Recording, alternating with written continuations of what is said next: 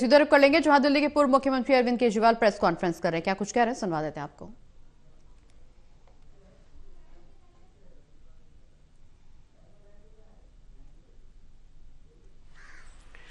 लेकिन जो दूसरी सरकार थी, जो दिल्ली के लोगों ने केंद्र सरकार चुनी थी बीजेपी की, उन्होंने 10 साल में एक भी ऐसा काम नहीं किया जो कि आज प्रधानमंत्री जी अपने 43 मिनट के भाषण में आप लोगों को गिना के गए होंगे। अगर उन्होंने 10 साल में काम किए होते तो शायद आज उन्हें दिल्ली के लोगों को इतनी गालियां देने की जरूरत ना पड़ती। वो अपने काम गिनाते, वो गालियां ना देते।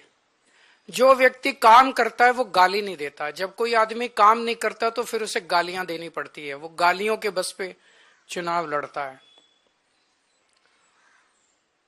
2020 में प्रधानमंत्री जी ने दिल्ली के लोगों से कई वादे किए थे।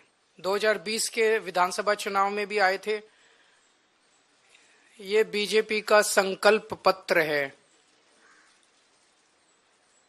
इसमें कई सारी बातें लिखी हुई है। इसमें प्रधानमंत्री जी कह के गए थे 2020 में, साफ साफ इसमें लिखा है 2022 तक दिल्ली में सब लोगों को पक्के मकान दे दिए जाएंगे। ये इस संकल्प पत्र में प्रधानमंत्री जी ने बोला, 2020 में बोला उन्होंने। 2022 तक दिल्ली में सब लोगों को पक्के मकान दे दिए जाएंगे। 2020 से लेके 2025 तक आज प्रधानमंत्री जी 1700 मकानों की चाबी देके गए हैं। इसके पहले कालका जी में 3000 मकानों की चाबियां दी थी, तो मोटे मोटे तौर पे 4700 मकान बनाए हैं 5 साल में।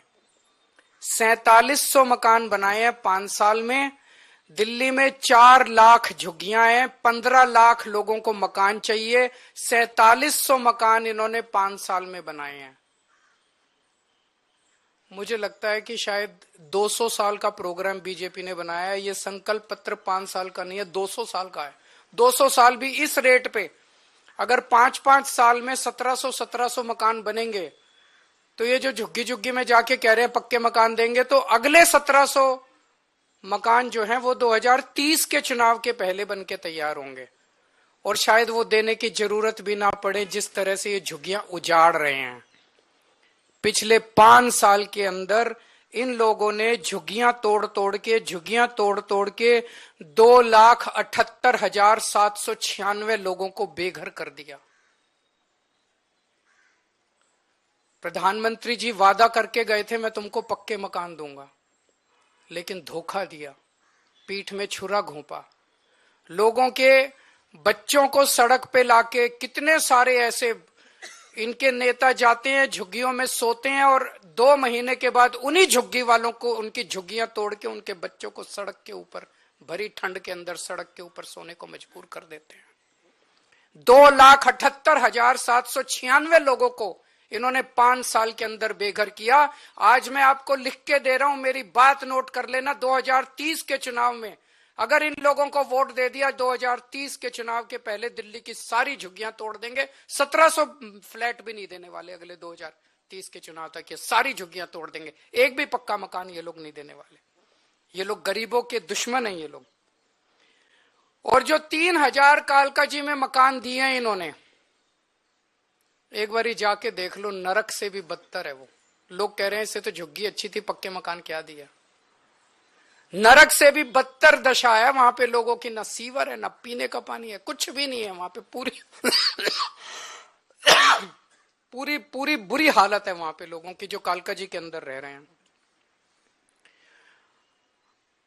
आज प्रधानमंत्री जी 10 साल के बाद आके 3 कॉलेजेस का शिलान्यास करके गए। कॉलेज शुरू नहीं हुए अभी, आज भूमि पूजन हुआ है, आज शिला रखी गई है, शिलान्यास हुआ है, नींव रखी गई है उन कॉलेजों की। मैं प्रधानमंत्री जी को कहना चाहता हूं, प्रधानमंत्री जी 10 साल लग गए आपको 3 कॉलेजों की शिला रखने में। इन 10 सालों में जब तक आप शिला रख रहे थे, इन 10 सालों में मैंने 22,000 क्लासरूम बना दिए, 3 नई यूनिवर्सिटी बना दी, 11 नए वोकेशनल कॉलेज बना दिए और 6 यूनिवर्सिटी कैंपस बना दिए। जितना टाइम आपको 3 शिलान्यास रखने में लगा, उतने टाइम में हम लोगों ने 22,000 क्लासरूम बना दिए, 3 नई यूनिवर्सिटी बना दी, 6 नए यूनिवर्सिटी कैंपस बना दिए और 11 नए वोकेशनल कॉलेजेस बना दिए। हमारी काम करने वाली सरकार है, हमारी शिलान्यास रखने वाली सरकार नहीं है, जो चुनाव के पहले आती है और शिलान्यास रख के चली जाती है।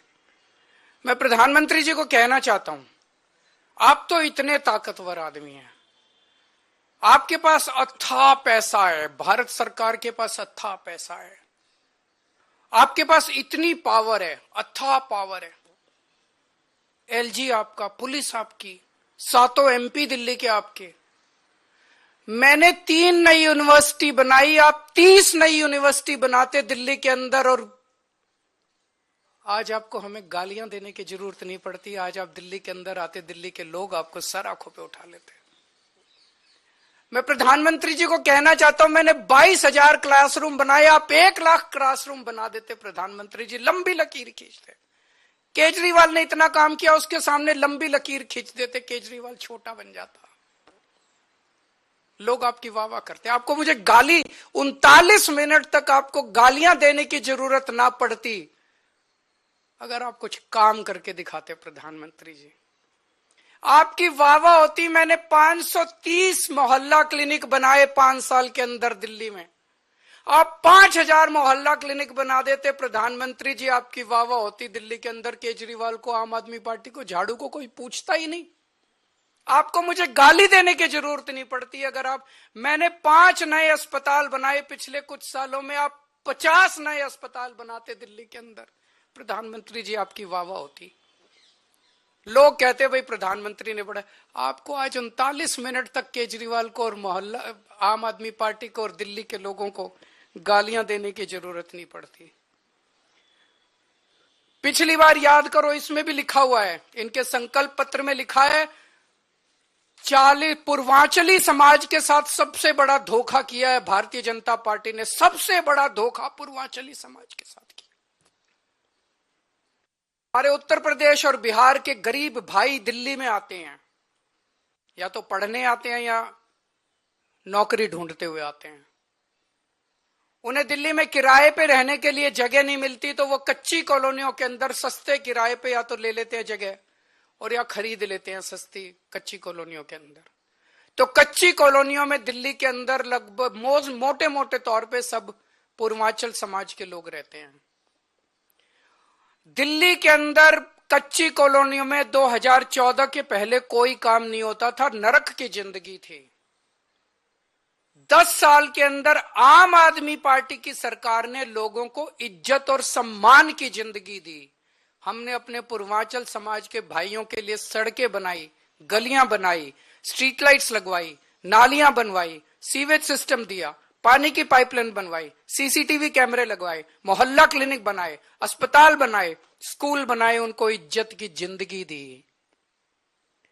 2020 में मेरे को याद है, शायद 5 दिसंबर का दिन था, जब हरदीप पुरी जी और ये आए थे और दिल्ली के लोगों को, पूर्वांचल समाज के लोगों को 2019 या 2019 के पहले वो प्रॉमिस करके गए थे, 40 लाख दिल्ली की कच्ची कॉलोनियों के लोगों को हम मालिकाना हक देंगे, उनकी रजिस्ट्री कराएंगे।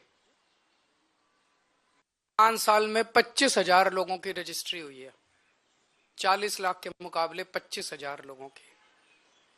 तो लोग कहने लगे हैं, जो कहते हैं वो तो कम से कम बिल्कुल नहीं करते ये लोग, और कुछ करे ना करे, जो ये वादा करते हैं वो तो आप ये लिखवा लो कि ये बिल्कुल नहीं करते। आज प्रधानमंत्री जी बोले दिल्ली में आपदा आई हुई है, कई बार उन्होंने कहा दिल्ली में आपदा आई हुई है, दिल्ली में आपदा। आपदा दिल्ली में नहीं आई, आपदा भाजपा में आई हुई है। 3 तरह की आपदा भाजपा में आई हुई है। पहली आपदा, भाजपा के पास सीएम चेहरा नहीं है।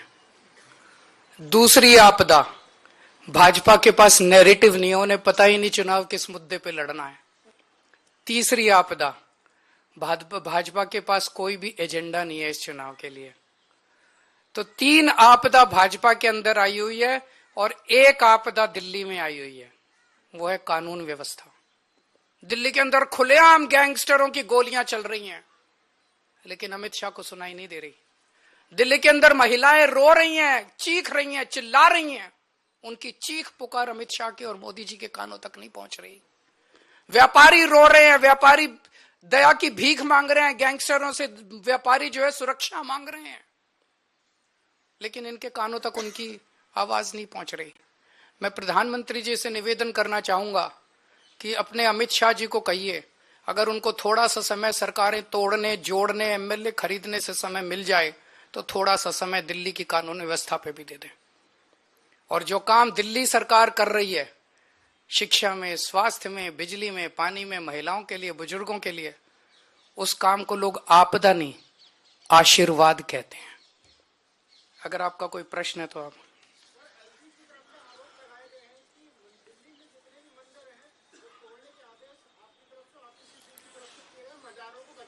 नहीं, वो झूठ बोल रहे हैं। एलजी साहब कुछ भी बोलते रहते हैं। एलजी साहब ने जो आदेश दिए उस पे क्या कह रहे हैं? वो जो 22 नवंबर को आदेश दिए, चोर चोरी करते हुए रंगे हाथों पकड़ा गया, फिर कह रहा पूरी दुनिया चोरी कर रही है इसलिए मैंने भी कर ली।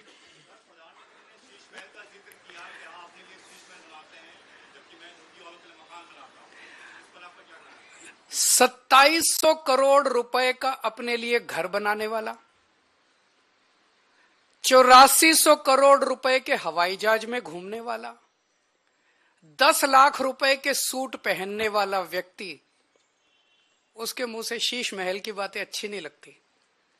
मैं व्यक्तिगत आरोप प्रत्यारोप में नहीं जाना चाहता, मैं गाली गलौज की राजनीति नहीं करता, मैं व्यक्तिगत आक्षेप नहीं करता, ये मैं भी कर सकता हूं। मैंने काम इतने किए हैं 10 साल के अंदर, मैं अपने कामों की राजनीति करना चाहता हूं, गाली गलौज की राजनीति मैं नहीं करता।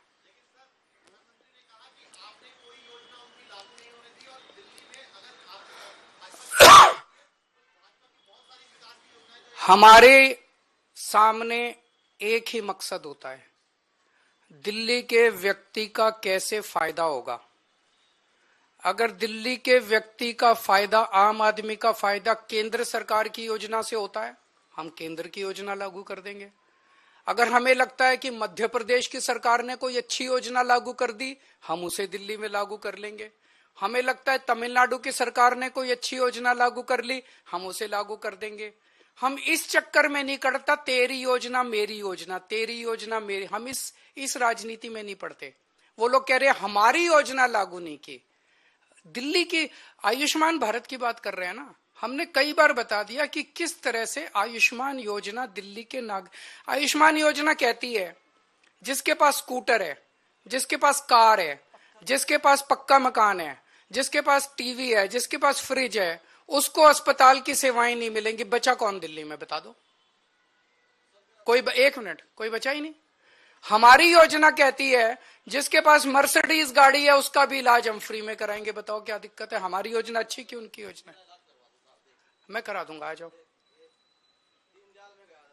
मैं करा दूंगा, मैं करा दूंगा। एक बारी बैठो, मैं कराऊंगा, मैं कराता हूं, बैठो। इनका एक बारी नाम नंबर वगैरह ले लो जरा सारे। मैं कराऊंगा भाई साहब आपका इलाज, बेस्ट से बेस्ट इलाज कराऊंगा आपका, चिंता ना करो, भाई हो मेरे। हाँ, मैं आपका पूरा इलाज कराऊंगा भाई साहब, चिंता ना करो। Thank you.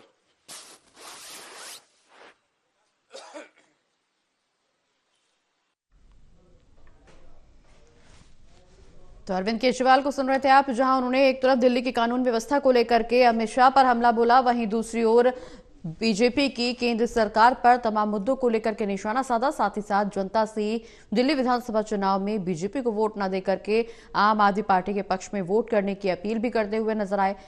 और इस दौरान बीजेपी की आयुष्मान योजना को लेकर के भी निशाना साधते हुए नजर आए हैं। तो लगातार दिल्ली में विधानसभा चुनाव से पहले सियासी हलचल तेज होती हुई नजर आ रही है। हाल ही में प्रधानमंत्री नरेंद्र मोदी की तरफ से बड़ी सौगात दिल्ली वासियों को दी गई, जिसके बाद अरविंद केजरीवाल की ये प्रेस कॉन्फ्रेंस और इस दौरान प्रधानमंत्री पर जमकर निशाना साधते हुए नजर आए हैं।